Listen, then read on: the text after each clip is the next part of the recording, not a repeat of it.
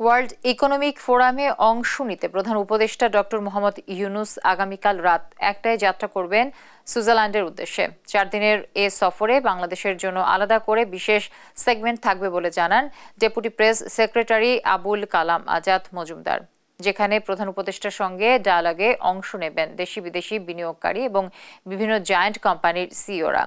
বাংলাদেশে ব্যবসা বাণিজ্য প্রসারিত করতে বিনিয়োগকারীদের আকৃষ্ট করাই হবে এ সফরের প্রধান উদ্দেশ্য। এই সফরটা হয়ে থাকে ওয়ার্ল্ড ইকোনমিক ফোরাম থেকে মাননীয় প্রধান উপদেষ্টাকে আমন্ত্রণ জানানো হয়েছে এবং উনি তাদের আমন্ত্রণ গ্রহণ করেছেন।